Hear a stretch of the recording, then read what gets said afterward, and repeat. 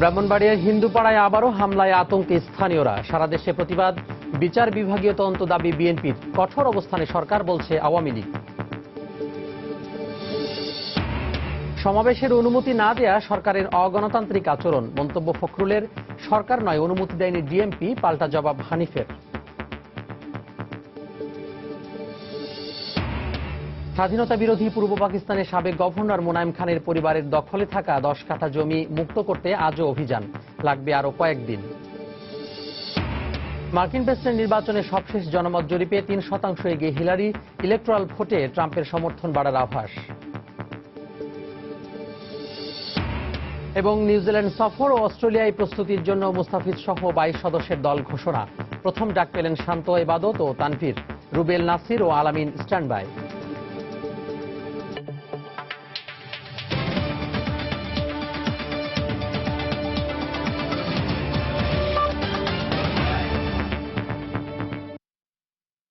প্রবাসী সময়ের সঙ্গে আছি আমি তোহা খান তামিম।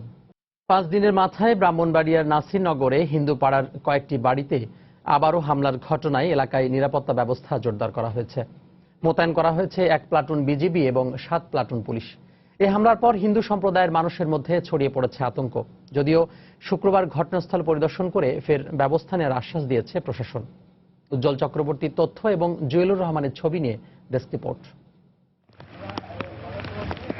স্থানীয়রা জানান, বৃহস্পতিবার রাত 2:30টার দিকে নাসিরনগরের নমশূদ্রপাড়া, ঠাকুরপাড়া, ঘোষপাড়া ও বণিকপাড়ার 4টি বাড়িতে আগুন দেয় দুর্বৃত্তরা। প্রায় 1 ঘন্টার চেষ্টায় আগুন নিয়ন্ত্রণে আনে স্থানীয়রা। একই সময় দাসপাড়া এলাকার একটি মন্দিরে প্রতিমা ভাঙচুরের খবর পাওয়া যায়। তবে রাতে হামলাকারীদের চিনতে পারেননি এলাকাবাসী।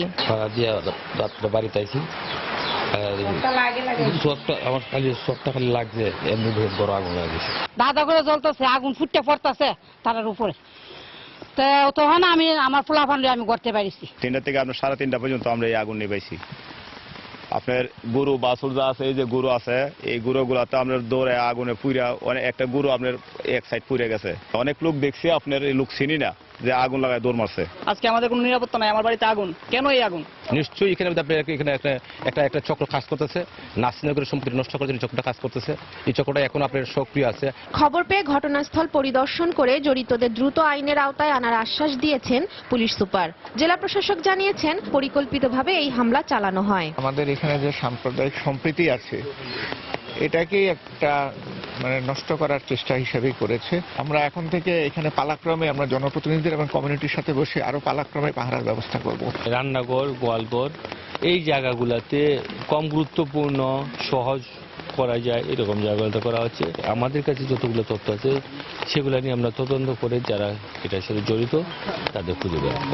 ঘটনার পর থেকে এলাকায় বিপুল সংখ্যক আইন শৃঙ্খলা বাহিনী মোতায়েন করা হয়েছে। এর আগে গত 30 অক্টোবর একই এলাকার 15টি মন্দির ও শতাধিক হিন্দু বসতভিটায় হামলা চালানো হয়। এ ঘটনায় স্থানীয় জনপ্রতিনিধি ও পুলিশ প্রশাসনের নিষ্ক্রিয়তাকে দায়ী করেন এলাকাবাসী। সময় সংবাদ, ব্রাহ্মণবাড়িয়া। এদিকে ব্রাহ্মণবাড়িয়ায় আক্রান্ত হিন্দু সম্প্রদায়ের সহযোগিতায় প্রতিবেশী অনেক মুসলিম পরিবার এগিয়ে এসেছিল বলে জানিয়েছেন স্থানীয়রা। তাদের অভিযোগ, একটি চক্র সাম্প্রদায়িক সম্প্রীতি বিনষ্ট করতেই হীন উদ্দেশ্যে এ ধরনের ঘটনা ঘটাচ্ছে। ব্রাহ্মণবাড়িয়া থেকে জানাচ্ছেন রিপোর্টার ওমর ফারুক। ঠাকুরপাড়ার কবিরাজ বিশ্বদেব চক্রবর্তী ও তার পরিবার বৃহস্পতিবার ভোররাতে দুষ্কৃতিকারীদের দেয়া আগুনে পুড়েই মারা যেতেন যদি না তার প্রতিবেশী এক মুসলিম ভদ্রমহিলা তাদের ডেকে না তুলতেন। কবিরাজ বিশ্বদেব চক্রবর্তীর মতে এটাই আসল নাসিরনগর। যারা আমার সহযোগ করছে, সে আমার মুসলিম উনি আমার সহযোগ করছে, সম্প্রীতি নষ্ট করার মধ্যে এইসব কাজগুলো ঘটাইতেছে। এই যে কত দিনের যে ঘটনা হয়েছে, এত কিছু কিছু লোক মুসলিম তারা জীবন বাজে রেখে তারা অনেক সময় আগে গেছে। তবে তার স্ত্রী বললেন, পরপর দুবার আক্রান্ত হওয়ার ঘটনা তাদেরকে সবকিছু নিয়েই সন্দেহ প্রবণ করে তুলেছে। গত 30 তারিখে তো একটা ঘটনা হয়েছিল, তারপরে প্রশাসন চলাকালীন অবস্থায় আবার রাত্রেবেলা ঘুমানো অবস্থায় এমন ঘটনা হচ্ছে আর কি। তার পরবর্তীতে কি হবে তা আমরা করতে পারতেছি না। নমশূদ্রপাড়া সরকার পাড়ার আক্রান্তরাও জানালেন, ভয়াবহ আগুন থেকে বাঁচাতে তাদের মুসলিম প্রতিবেশীরা তাদের সবকিছু নিয়ে পাশে দাঁড়িয়েছিলেন। দিনের বেলা সবাই কইতাছে কি গো ওসিনা মানুষ আয় গো হানায় আডে ওসিনা লোক আয়, আমরা চিনি না, দিলে বেড়াটি যদি মনে করেন আধা ঘন্টা পরে উঠতাম তাই সর্বনাশ হয়েছিল। যে যারা ফাঁসে ওই পুকুর থেকে টিউবওয়েল থেকে জল দিয়ে আগুন দমন করছে। পাড়া প্রতিবেশী তারা ডাইকা নেয়া পানি টানি দেওয়া কেউ হয়তো টিউবওয়েল থেকে কেউ পুকুর থেকে এইভাবে পানি নেওয়া তারপর আমরা আগুন নিয়ন্ত্রণ আনছি। গত বৃহস্পতিবার ভোররাতে হিন্দু বসতি ও মন্দিরে দুষ্কৃতিকারীদের দেয়া আগুন নেভাতে অনেক মুসলিমও এগিয়ে এসেছিলেন। পরপর দুদফা আক্রান্ত হিন্দু সম্প্রদায়কে এই অভিজ্ঞতা কিছুটা হলেও সাহস যোগাচ্ছে। তবে তাদেরকে যে প্রশ্নটি বারবার তাড়া করছে সেটি হচ্ছে, কারা কি উদ্দেশ্যে এই আক্রমণ করছে। ওমর ফারুক, সময় সংবাদ, নাসিরনগর, ব্রাহ্মণবাড়িয়া। হিন্দু সম্প্রদায়ের ওপর হামলার ঘটনায় বিচার বিভাগীয় তদন্ত দাবি করেছে বিএনপি। সে সঙ্গে দোষীদের খুঁজে বের করে দৃষ্টান্তমূলক শাস্তিরও দাবি জানিয়েছে দলটি। শুক্রবার সকালে বিএনপির ভাইস চেয়ারম্যান হাফিজউদ্দিন আহমেদের নেতৃত্বে 15 সদস্যের একটি প্রতিনিধি দল ঘটনাস্থল পরিদর্শন করে। পরে হাফিজউদ্দিন হিন্দু সম্প্রদায়ের ওপর হামলার ঘটনায় প্রশাসনের আচরণ রহস্যজনক ছিল বলে মন্তব্য করেন। হাফিজউদ্দিন আহমেদ অভিযোগ করে বলেন, সরকার তাদের ব্যর্থতা থেকে জনগণের দৃষ্টি ভিন্ন দিকে নিতেই এই ঘটনা ঘটিয়েছে কিনা তাও তদন্ত করে দেখা উচিত।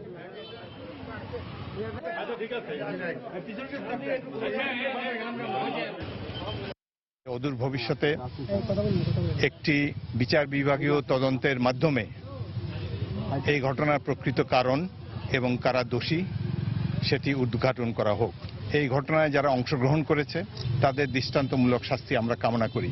সেক্ষেত্রে পুলিশ প্রশাসনের ভূমিকা আমাদের কাছে সন্তোষজনক নয়, রহস্যজনক। তাদের এই আচরণ আমাদের কাছে রহস্যজনক বলে মনে হচ্ছে। সরকারের ব্যর্থতা থেকে দৃষ্টি অন্যত্র সরাবার জন্যেই এই ধরনের ঘটনার অবতারণ করা হয়েছে কিনা এটি তদন্তের মাধ্যমে প্রকাশিত হোক। ব্রাহ্মণবাড়িয়া নাসিরনগরে হামলার ঘটনায় সরকার কঠোর অবস্থানে রয়েছে বলে জানিয়েছেন আওয়ামী লীগের সাধারণ সম্পাদক ওবায়দুল কাদের। শুক্রবার বিকেলে রাজধানীর বনানী মডেল হাই স্কুলে গারদের ওয়ান গালা উৎসবে তিনি একথা বলেন। তিনি বলেন, সংখ্যালঘুদের উপর হামলাকারী যেই হোক তাদের ছাড় দেয়া হবে না। ব্রাহ্মণবাড়িয়ার ঘটনা সরকার, শেখ হাসিনার সরকার অত্যন্ত কঠোর অবস্থানে। যারা এই অপরাধ সংগঠিত করেছে শাস্তি তাদের পেতেই হবে। আজকে মাইনরিটির উপর কেউ যদি কোন প্রকার হামলা চালায়, সরকার এর বিরুদ্ধে কঠোর অবস্থানে আছে এবং কঠোরভাবে মোকাবিলা করবে। এদিকে ব্রাহ্মণবাড়িয়ার ঘটনায় প্রাথমিক সম্পৃক্ততার অভিযোগে নাসিরনগর উপজেলা আওয়ামী লীগের সহ সম্পাদক আবুল হাশেম, হরিপুর ইউনিয়ন সভাপতি ফারুক মিয়া ও চাপড়তলা ইউনিয়ন সভাপতি সুরজ মিয়াকে সাময়িকভাবে বহিষ্কার করেছে জেলা আওয়ামী লীগ। হিন্দু সম্প্রদায়ের বাড়িঘরে হামলা ও মন্দির ভাঙচুরের প্রতিবাদে রাজধানী সহ সারা দেশে বিক্ষোভ মিছিল ও মানববন্ধন করেছে বিভিন্ন সংগঠন। শুক্রবার জাতীয় হিন্দু মহাজোট সহ কয়েকটি সংগঠন আয়োজিত এসব কর্মসূচিতে বক্তারা অভিযোগ করেন, অতীতের ঘটনায় দায়ীদের শাস্তি না হওয়ায় হামলার পুনরাবৃত্তি ঘটছে। ব্রাহ্মণবাড়িয়ার নাসিরনগরে হিন্দু সম্প্রদায়ের ওপর হামলার প্রতিবাদে শুক্রবার সকালে রাজধানীর জাতীয় প্রেস ক্লাবের সামনে থেকে একটি বিক্ষোভ মিছিল বের করে বাংলাদেশ জাতীয় হিন্দু মহাজোট সহ কয়েকটি সংগঠন। বিভিন্ন সড়ক ঘুরে মিছিলটি আবারও প্রেস ক্লাবের সামনে গিয়ে শেষ হয়। পরে সেখানে মানববন্ধন করেন তারা। আমাদের অসম্পূর্ণ পূজা করার বাঙালির উৎসব পালন করার সুযোগ করে দিয়েছিল। আমরা আনন্দ উদ্দীপনা দিয়ে পূজা করেছি। তারপরই আজকে সুপরিকল্পিতভাবে এই ঘটনাটি ঘটানো হয়েছে। অনতি বিলম্বে প্রশাসনের যদি এই ধরনের জঘন্য ব্যক্তিরা থাকে তাদেরকে খুঁজে বের করে আইনের আওতায় আনেন, তাহলে ভবিষ্যতে এই ধরনের কোনো ঘটনা ঘটবে না। কেন্দ্রীয় কর্মসূচির অংশ হিসেবে ময়মনসিংহের শহীদ ফিরোজ জাহাঙ্গীর চত্বরে মানববন্ধনের আয়োজন করে হিন্দু বৌদ্ধ খ্রিস্টান ঐক্য পরিষদ ও পূজা উদযাপন পরিষদ। এ সময় বক্তারা অভিযোগ করেন, দোষীদের শাস্তি না হওয়ায় একের পর এক হামলার ঘটনা ঘটছে। এই বর্বরচিত হামলার আমরা নিন্দা করি, প্রতিবাদ করি। বিচার করে দৃষ্টান্ত স্থাপন করুক, যাতে বাংলাদেশে আমাদের সনাতন ধর্মাবলম্বীদের এই ধরনের ঘটনা আর যেন পুনরাবৃত্তি না ঘটে।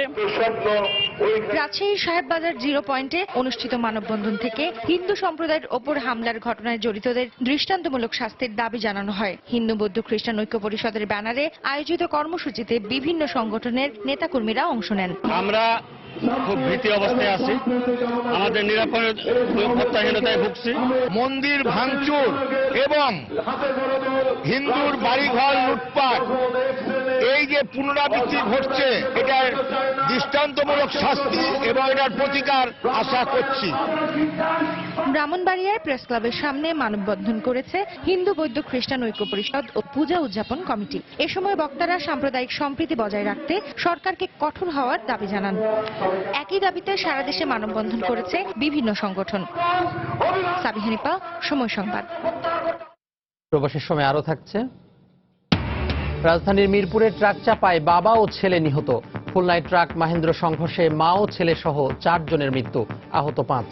রাজধানীর সোহরাওয়ার্দী উদ্যানে সমাবেশ করতে না দেওয়ার ঘোষণাকে সরকারের অগণতান্ত্রিক আচরণ বলে মন্তব্য করেছেন বিএনপি নেতারা। তারা বলছেন এটি সরকার বিরোধী আন্দোলন দমিয়ে রাখার হীন মানসিকতা। অন্যদিকে আওয়ামী লীগ বলছে সরকার নয়, অনুমতি দেয়নি ডিএমপি। এতে কোনো রাজনৈতিক হস্তক্ষেপ নেই বলেও দাবি তাদের।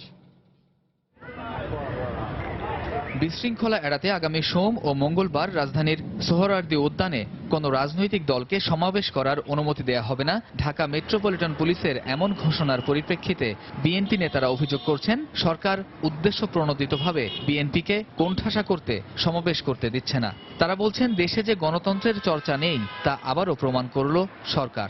7ই নভেম্বর পালন করবার জন্য আমরা বাংলাদেশ জাতীয়তাবাদী দলের পক্ষ থেকে যখনই আমরা উদ্যোগ নিয়েছি, আমাদেরকে কোনো উন্মুক্ত স্থানে সভা করতে দেওয়া হয়নি।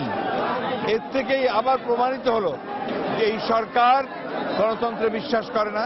অন্যান্য রাজনৈতিক দল যদি চেয়ে থাকে তাহলে কাউকে না কাউকে দেখ, অথবা বলা হোক যে আপনারা একদিন পরে করেন বা একদিন আগে করেন, একটা কিছু বলবে তো। এই অজুহাত তো এটা খোলা যুক্তি, এবং এটা এই ধরনের এই নোংরা খেলা, এটা কিন্তু সাধারণ মানুষ একে পরিষ্কারভাবে বোঝে। এদিকে আওয়ামী লীগের যুগ্ম সাধারণ সম্পাদক বলছেন বিএনপিকে সমাবেশ করতে না দেয়া সরকারের সিদ্ধান্ত নয়, নিরাপত্তাজনিত কারণে আইন শৃঙ্খলা বাহিনী এমন সিদ্ধান্ত নিতেই পারে। ঢাকা মেট্রোপলিটন পুলিশের অথরিটি, তারাই হচ্ছে এর একমাত্র অথরিটি যারা আইন শৃঙ্খলা রক্ষার স্বার্থে সবকিছু সিদ্ধান্ত নিয়ে থাকেন। যে কোনো রাজনৈতিক দলের কোনো কর্মসূচি পালন করতে হলে, জনসভা করতে হলে তাদের অনুমতির প্রয়োজন হয় যে কোনো স্থানের জন্য। সে অনুমতি চেয়েছে, তারা দিবেন কি দেবেন না এটা তাদের ব্যাপারে, এখানে আমাদের কোনো বক্তব্য নেই। আমরা এখানে যদি একই জায়গায় একাধিক যদি রাজনৈতিক দল যদি কোনো জনসভা করার জন্য অনুমতি চাই, সেক্ষেত্রে ডিএমপি তার সিদ্ধান্ত তারা নিতে পারেন, তারা জানাবেন কি করবেন না করবেন, এটার সঙ্গে আমাদের কোনো সম্পর্ক নেই। 7 নভেম্বর দলীয়ভাবে বিপ্লব ও সংহতি দিবস উপলক্ষে সোহরাওয়ার্দী উদ্যানে সমাবেশের অনুমতি চেয়েছিল বিএনপি। একই স্থানে পরে আওয়ামী লীগও সমাবেশের ডাক দেয়। কামরুজ্জামান মামুন, সময় সংবাদ, ঢাকা। এবার মার্কিন প্রেসিডেন্ট নির্বাচনের খবর।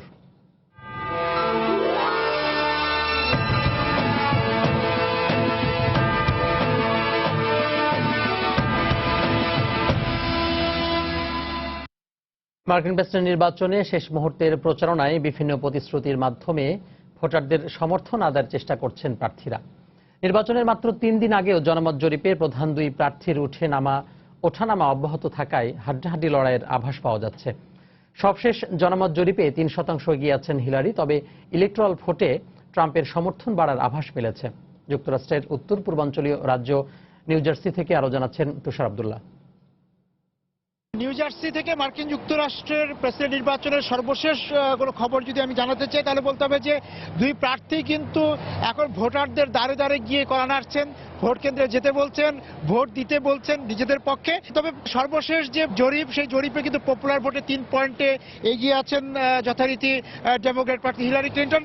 তবে নির্বাচক মণ্ডলীর যে ভোট, সেই ভোটে কিন্তু আবার আমরা দেখতে পাচ্ছি মানচিত্রে কিছুটা পরিবর্তন হয়েছে। ইলেকট্রাল ভোটের ক্ষেত্রে 170 থেকে ডোনাল্ড ট্রাম্প 204-এ পৌঁছেছেন, এবং যেখানে আমরা দেখেছি যে হিলারি ক্লিন্টন 300-র বেশি আসনে এগিয়েছিলেন, সেখানে কিন্তু তিনি নেমে এসেছেন 268-তে।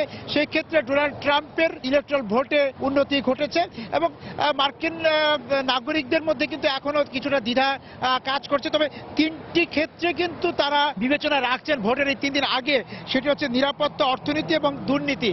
ভোটাররা মনে করছেন যে ডোনাল্ড ট্রাম্প মার্কিন যুক্তরাষ্ট্রকে দুর্নীতি থেকে মুক্ত করতে পারবেন। অর্থনীতির ক্ষেত্রে দুজনকে তারা সমানভাবে দেখছেন যে অর্থনীতিকে শক্তিশালী করার ক্ষেত্রে দুজনই ভালো ভূমিকা রাখবেন, এবং নিরাপত্তার ক্ষেত্রে হিলারি ডোনাল্ড ট্রাম্পের চেয়ে মার্কিন যুক্তরাষ্ট্রের নাগরিকদের বেশি নিরাপত্তা দিতে পারবেন।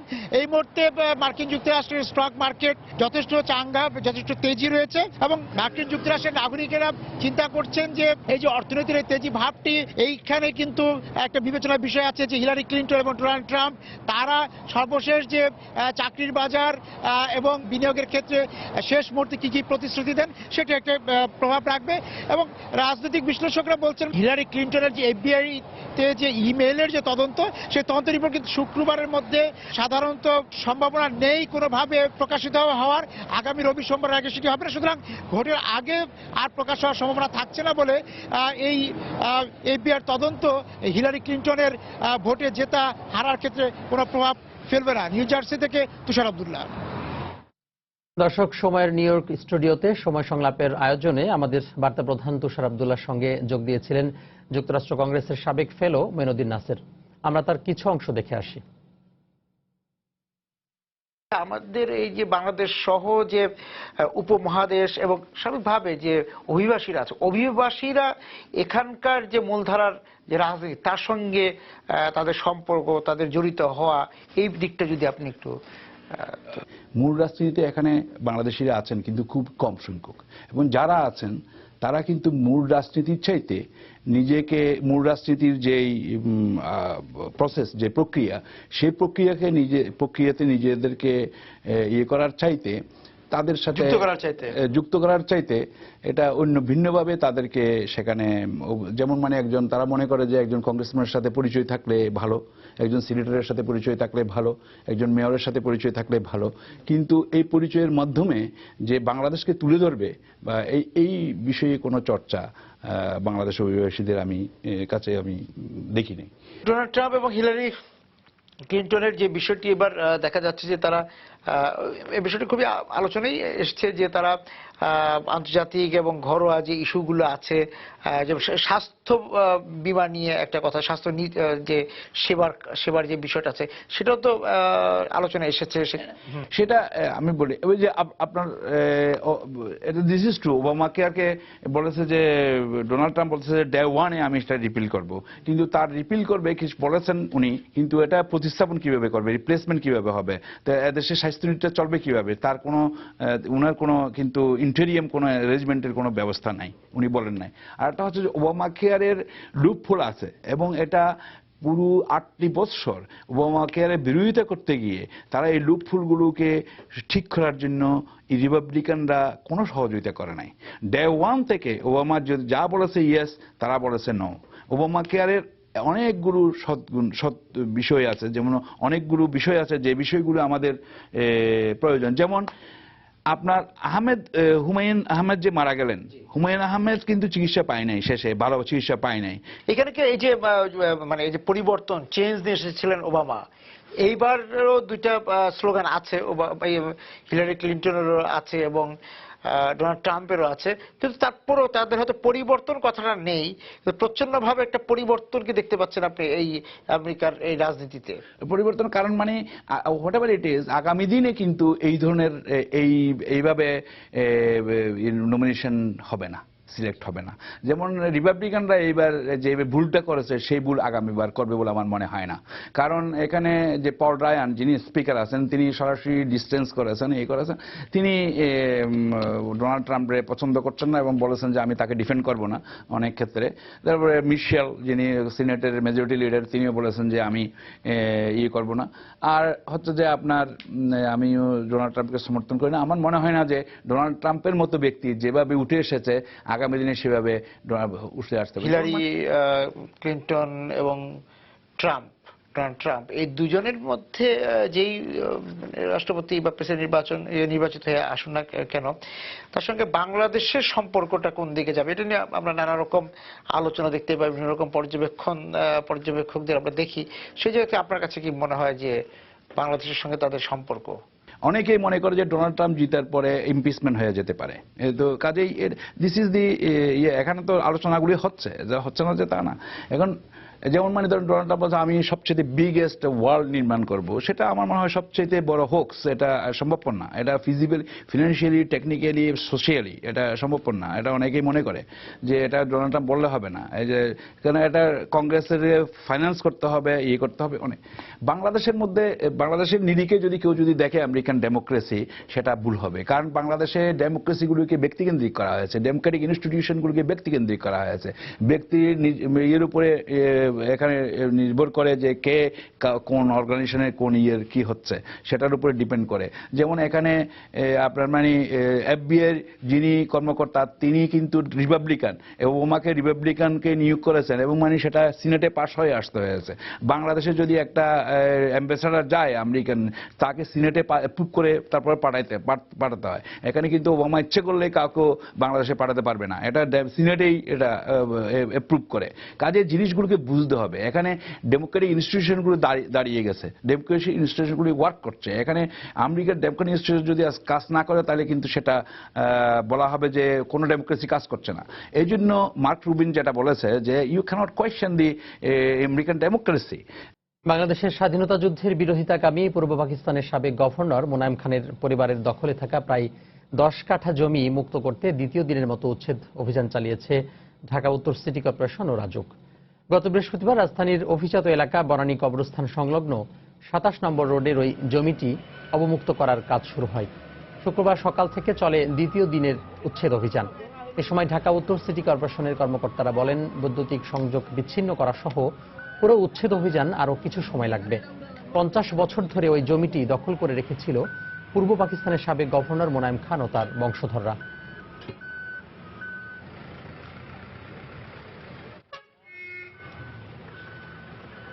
শুধু খাদ্য উৎপাদন বাড়ানোই নয়, সবার জন্য খাদ্য নিরাপত্তা নিশ্চিত করাই সরকারের মূল লক্ষ্য বলে জানিয়েছেন খাদ্যমন্ত্রী অ্যাডভোকেট কামরুল ইসলাম। শুক্রবার সকালে রাজধানীতে নিরাপদ খাদ্য প্রশিক্ষণ কার্যক্রমের সমাপনী অনুষ্ঠানে তিনি কথা বলেন। খাদ্য উৎপাদনের আগে প্রত্যেকটি উপাদান নিরাপদ ও ভেজালমুক্ত কিনা তা পরীক্ষা করতে সংশ্লিষ্টদের প্রতি আহ্বান জানান খাদ্যমন্ত্রী। আমরা খাদ্য উৎপাদনকারী সংস্থাগুলোকে সেগুলোই আমরা বলছি যে তোমাদের প্যাকেটজাত করার আগে, উৎপাদন করার আগে যে সমস্ত উপাদানের প্রয়োজন হয় সেই উপাদানগুলো কিন্তু ভেজালযুক্ত কিনা, মুক্ত কিনা সেটা পরীক্ষা করে দেখতে হবে। উৎপাদিত পণ্যের প্যাকেটজাত থেকে শুরু করে খাবার টেবিল পর্যন্ত আমরা সবকিছু নিরাপদ দেখতে চাই। আমরা এমন অবস্থায় পর্যায়ে আমাদেরকে নিয়ে যেতে চাই যখন আমরা পৃথিবীর মানুষের কাছে আমরা অনুকরণীয় হব। এই অবস্থায় আমরা নিজেদেরকে নিয়ে যেতে চাই। এই যে ব্যাকগ্রাউন্ডে যে কাজগুলো হচ্ছে, আমরা খুব শীঘ্রই নিরাপদ খাদ্য প্রাপ্তির প্রত্যেকটা মানুষের যে অধিকার, সেই অধিকারকে আমরা প্রতিষ্ঠা করতে পারব। প্রবাসের সময় আরো থাকছে। স্পর্শকাতর খবর প্রকাশ করায় ভারতের সংবাদভিত্তিক চ্যানেল এনডিটিভির ইন্ডিয়ার শাস্তি। 9 নভেম্বর 24 ঘন্টা সম্প্রচার বন্ধ রাখার নির্দেশ। বঙ্গোপসাগরে অবস্থান করা নিম্নচাপটি আরো 2 দিন থাকতে পারে বলে জানিয়েছে আবহাওয়া অধিদপ্তর। এ কারণে চট্টগ্রাম, কক্সবাজার, মংলা ও পায়রা সমুদ্র বন্দরকে 3 নম্বর স্থানীয় সতর্কতা সংকেত দেখিয়ে যেতে বলা হয়েছে। শুক্রবার আবহাওয়া অফিস জানিয়েছে, এর প্রভাবে উপকূলীয় এলাকা এবং সমুদ্র বন্দরগুলোর উপর দিয়ে ঝোড়ো হাওয়া বয়ে যেতে পারে। উত্তর বঙ্গোপসাগরে গভীর সঞ্চালনশীল মেঘমালা তৈরি হচ্ছে, সেই কারণেই আমরা আমাদের সমুদ্র বন্দরগুলিকে 3 নাম্বার সতর্কতা সংকেত দেখাতে বলেছি এবং উত্তর বঙ্গোপসাগরে যে মাছ ধরার জেলে, নৌকা, ট্রলার আছে তাদেরকে আমরা উপকূলের কাছাকাছি এসে সাবধানে চলাফেরা করতে বলেছি। এটা 5-6 তারিখ পর্যন্ত হয়তো থাকতে পারে। রাজশাহী শহররক্ষা বাঁধ হুমকির মুখে। বাঁধের ভেতরের রাস্তার 2টি পয়েন্ট ধসে যাওয়ার আতঙ্কিত হয়ে পড়েছেন এলাকাবাসী। স্থানীয় জানান, গত কদিন ধরেই একটু একটু করে ধস দেখা দেয় সড়কটিতে। এর মধ্যে শুক্রবার দুপুরে পদ্মা নদীর পাচানি মাঠ ও টিবাঁধ এলাকায় বেশ কিছু অংশে বড় ধরনের ধস দেখা দেয়। এতে আতঙ্কিত হয়ে পড়েছেন বাঁধ সংলগ্ন এলাকাবাসী। দ্রুত বাঁধটি সংস্কারের দাবি জানিয়েছেন স্থানীয়রা। তবে নতুন কোনো প্রকল্প গ্রহণ করা না হলে বাঁধ রক্ষা কাজ শুরু করা যাচ্ছে না বলে জানিয়েছে পানি উন্নয়ন বোর্ড।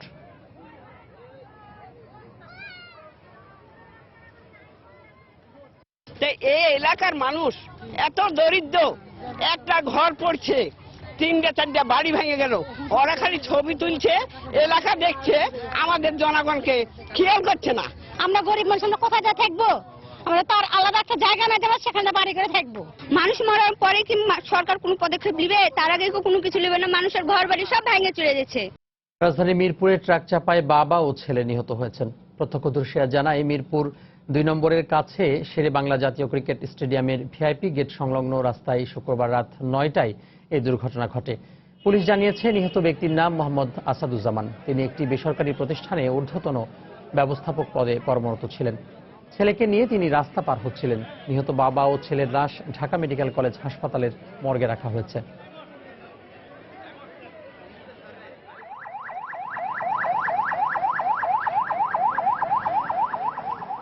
একটা রিক্সা ওরা সামনে ছিল, পিছনে রিক্সাটা ধাক্কা দিছে। ধাক্কা দেওয়ার পরে মনে করেন যে দেখলাম যে ওরা এদিকে কাটতে পারছে, এর পাশ দিয়ে আর কি ট্রাক আসছে। ট্রাকের না না, ওরা মনে করেন পড়ার সাথে সাথে ট্রাক চলে গেছে।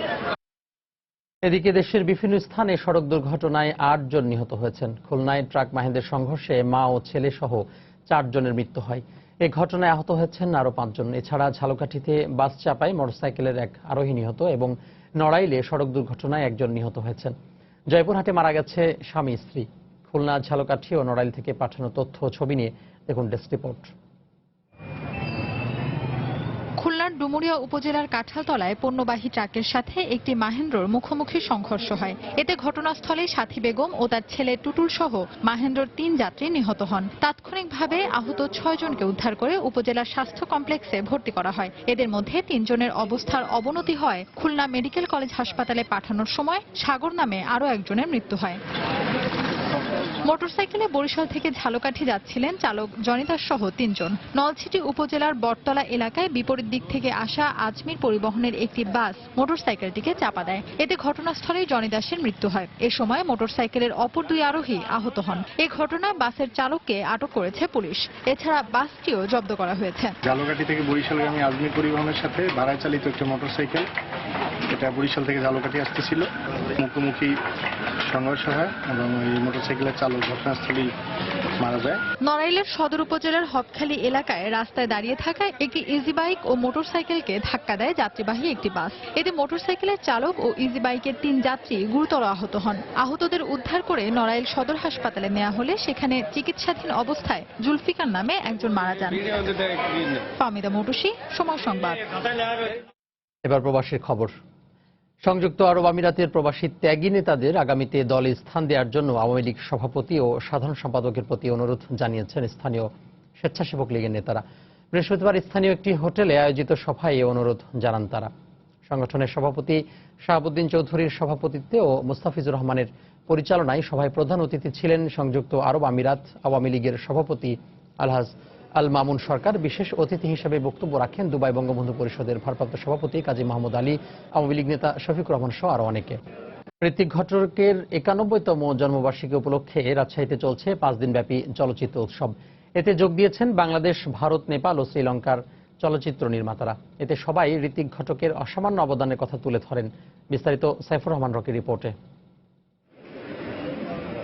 শুক্রবার বিকেলে রাজশাহী নগরীর মিয়াপাড়া ঋত্বিক কুমার ঘটকের পৈতৃক বাড়িতে ঋত্বিক সম্মাননা পদক ও 5 দিনব্যাপী চলচ্চিত্র উৎসব শুরু হয়। এতে মুরশিদুল ইসলাম সহ 5 গুণী চলচ্চিত্র নির্মাতাকে ঋত্বিক সম্মাননা পদক দেয়া হয়। চলচ্চিত্র নির্মাতা মুরশিদুল ইসলাম বলেন, ঋত্বিক ঘটকের তৈরি প্রতিটি চলচ্চিত্র ছিল অনবদ্য। ঋত্বিক ঘটক তো বাংলা চলচ্চিত্রের প্রবাদ পুরুষ বলা হয় তাকে, এবং তিনি যে কয়েকটি চলচ্চিত্র নির্মাণ করে গেছেন সবগুলোই অসাধারণ। তিনি কিন্তু সারা জীবন তার ছবিতে দেশভাগের যন্ত্রণার কথা বলে এসছেন। আয়োজকরা জানান, প্রতি বছর এ ধরনের উৎসবের মাধ্যমে ঋত্বিক ঘটকের মতো নতুন চলচ্চিত্র নির্মাতা বের হয়ে আসবেন। বড় বড় যে নির্মাতারা আসে তাদের মাধ্যমে আমাদের যারা কর্মী আছে তাদের সাথে পরিচয় করে দেওয়া, তাদের কাছ থেকে এই যে ট্রেনিং পাওয়া, প্রশিক্ষণ নেওয়া নিয়ে আরো ঋত্বিক কুমার ঘটকের মতো নির্মাতা তৈরি হওয়া। 10টা নির্মাতা হতে হতে একটা নির্মাতা হয়তো বড় হয়ে যাবে। এ উৎসবের মাধ্যমে নতুন প্রজন্ম ঋত্বিক কুমার ঘটকের অনবদ্য সৃষ্টি সম্পর্কে জানতে পারবে বলে মনে করেন প্রখ্যাত কথা সাহিত্যিক হাসান আজিজুল হক। ঋত্বিক ঘটক সম্পর্কে আমাদের যে জ্ঞান সেটা যদি ছড়িয়ে দেওয়া যায়, এই যে প্রতিষ্ঠানটা সেটা আছে, কাজে লিপ্ত আছে, কাজ করছে। শনিবার থেকে মঙ্গলবার পর্যন্ত প্রতিদিন বিকেল 5:30 থেকে রাত 7:30 পর্যন্ত লালন পদ্মা মঞ্চে দেশি বিদেশি প্রায় 30টি চলচ্চিত্র প্রদর্শিত হবে। সাইফুর রহমান রকি, সময় সংবাদ, রাজশাহী। দেশের বাইরের খবর। ভারতের সংবাদভিত্তিক চ্যানেল এনডিটিভি ইন্ডিয়া আগামী 9 নভেম্বর 24 ঘন্টা সম্প্রচার বন্ধ রাখার নির্দেশ দিয়েছে দেশটির সরকার। বৃহস্পতিবার আন্তঃমন্ত্রণালয়ের বৈঠকে সিদ্ধান্ত নেওয়া হয়। চলতি বছরের জানুয়ারি মাসে ভারতের পাঠানকোট বিমান ঘাঁটিতে সন্ত্রাসী হামলার সময় স্পর্শকাতর তথ্য প্রচারের জন্য শাস্তিমূলক ব্যবস্থা নেওয়া হয়েছে। দেশটির তথ্য ও সম্প্রচার মন্ত্রণালয় জানায়, চ্যানেলটির উপস্থাপক ও প্রতিবেদক পাঠানকোট হামলার খবর অতিরঞ্জিত করে উপস্থাপন করেন। এছাড়া সেনাবাহিনীর বিভিন্ন গোপন পরিকল্পনার কথা সম্প্রচার করে, যা দেশটির জাতীয় নিরাপত্তার জন্য ক্ষতিকর। আগামী 9 নভেম্বর রাত 12টা থেকে পরদিন রাত 12টা পর্যন্ত এনডিটিভির হিন্দি ভাষায় সম্প্রচারিত চ্যানেলটি বন্ধ রাখার নির্দেশ দেওয়া হয়েছে। এদিকে এক বিবৃতিতে সরকারের এমন নির্দেশের তীব্র নিন্দা জানিয়েছে ভারতীয় সম্পাদকদের সংগঠন এডিটর্স গিল্ড।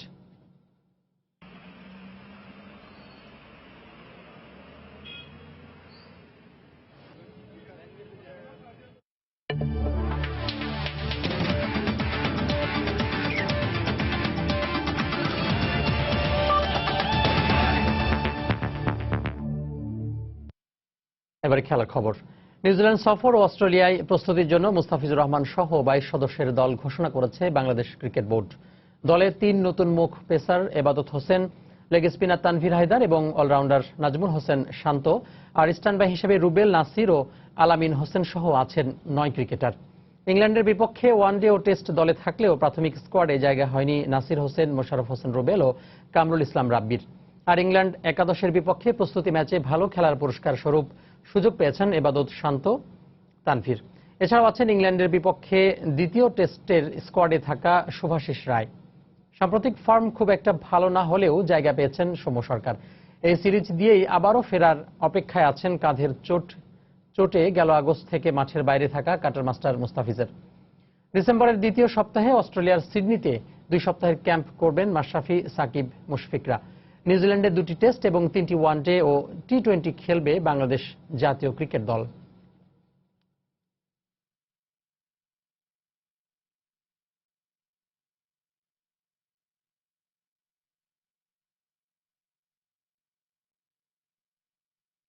এ পর্যায়ে শীর্ষ সংবাদ জানিয়ে দিচ্ছি আরো একবার। ব্রাহ্মণবাড়িয়ার হিন্দুপাড়ায় আবারও হামলায় আতঙ্কি স্থানীয়রা। সারা দেশে প্রতিবাদ, বিচার বিভাগীয় তদন্ত দাবি বিএনপির। কঠোর অবস্থানে সরকার, বলছে আওয়ামী লীগ। সমাবেশের অনুমতি না দেয়া সরকারের অগণতান্ত্রিক আচরণ, মন্তব্য ফখরুলের। সরকার নয়, অনুমতি দেয়নি ডিএমপি, পাল্টা জবাব হানিফের। স্বাধীনতা বিরোধী পূর্ব পাকিস্তানের সাবেক গভর্নর মোনায়েম খানের পরিবারের দখলে থাকা 10 কাঠা জমি মুক্ত করতে শুক্রবার অভিযান, লাগবে আরো কয়েকদিন। মার্কিন প্রেসিডেন্ট নির্বাচনে সবশেষ জনমত জরিপে 3% এগিয়ে হিলারি। ইলেকট্রাল ভোটে ট্রাম্পের সমর্থন বাড়ার আভাস। এবং নিউজিল্যান্ড সফর ও অস্ট্রেলিয়ায় প্রস্তুতির জন্য মুস্তাফিজ সহ 22 সদস্যের দল ঘোষণা। প্রথম ডাক পেলেন শান্ত, ইবাদত ও তানভীর, রুবেল, নাসির ও আলামিন স্ট্যান্ডবাই। এ ছিল প্রবাসের সময়। যে কোনো খবর পেতে ভিজিট করুন সময়নিউজ.tv। যে কোনো বাংলা লিঙ্ক, রবি ও এয়ারটেল নম্বর থেকে সময় সংবাদের খবর, অনুষ্ঠান সূচি জানতে এবং যে কোনো তথ্য সময় সংবাদকে জানাতে ডায়াল করুন 162 নম্বরে। এছাড়া এইমাত্র পাওয়া খবর মোবাইলে পেতে SMS করুন *BN লিখে পাঠিয়ে দিন 162 নম্বরে। সঙ্গে থাকুন সময়ের।